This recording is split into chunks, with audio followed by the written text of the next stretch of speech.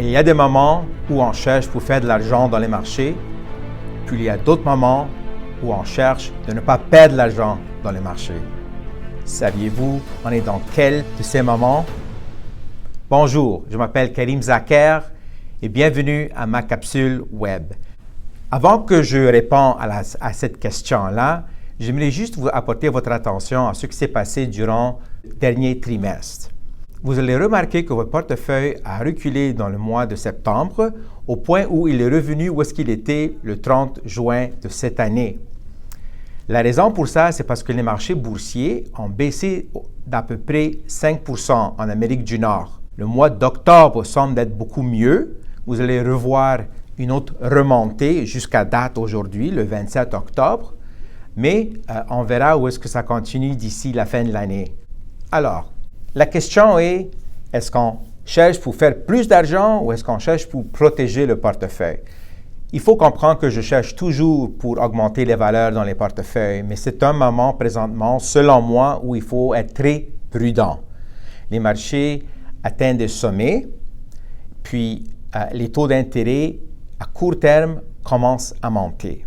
C'est pour moi un drapeau rouge. Si les taux d'intérêt vont monter d'ici les prochains mois, c'est fort probable que les marchés peuvent reculer.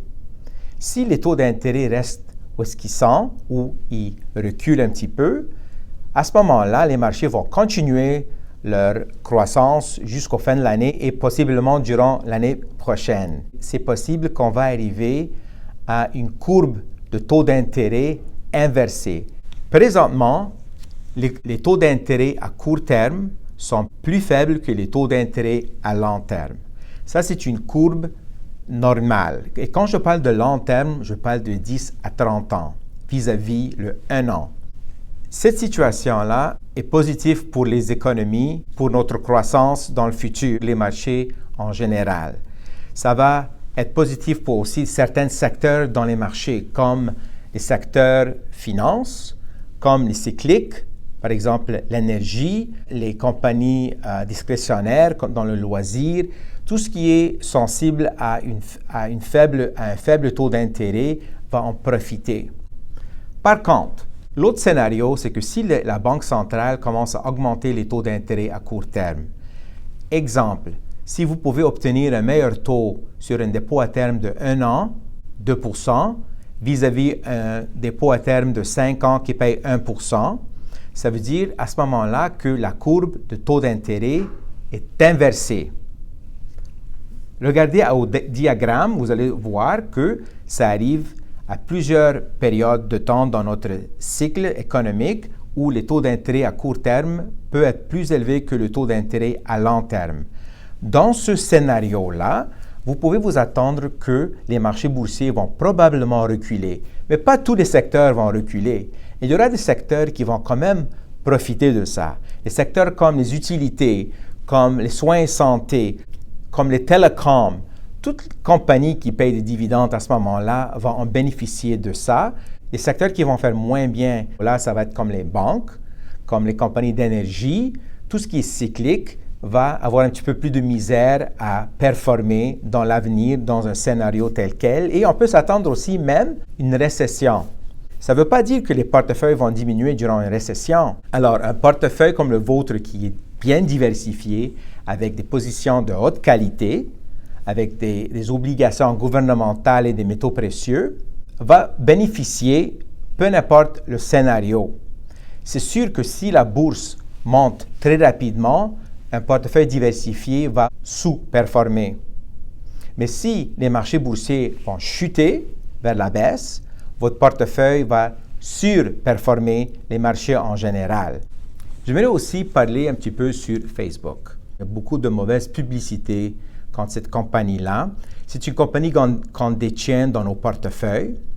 Pour les clients qui ont commencé avec moi, avec mon portefeuille discrétionnaire depuis 2013, vous allez remarquer que vous avez acheté la position de Facebook à 48 $ US, le par. Aujourd'hui, au moment que je filme cette capsule-là, le prix de l'action est à 320 $. Et la raison que je continue à détenir cette position-là, c'est parce que Facebook a un poids énorme dans notre économie. Ils ont 3 milliards de membres.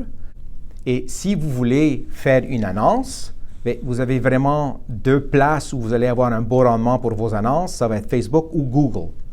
Facebook aussi n'est pas juste une compagnie que vous trouvez sur votre téléphone avec le logo F.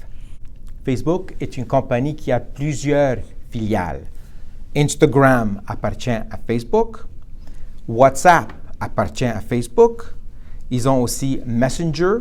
Ils ont ouvert une section qui s'appelle Shops. C'est pour les magasins virtuels. Ça a sauvé beaucoup de petites compagnies dans le marché en général. En plus, Facebook est en train de sortir avec quelque chose qui s'appelle The Metaverse. C'est comme une réalité virtuelle. L'Internet va changer à un moment donné. Dans les prochains 3 à 5 ans, je prévois qu'au lieu d'être capable de voir l'Internet, vous allez sentir comme si vous êtes à l'intérieur de l'Internet.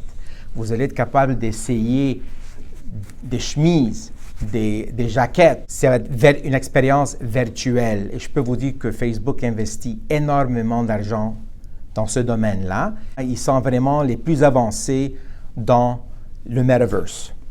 Si je vois qu'il y a toujours une croissance potentielle dans une compagnie qu'on détient, je continue à détenir cette position-là pour le long terme.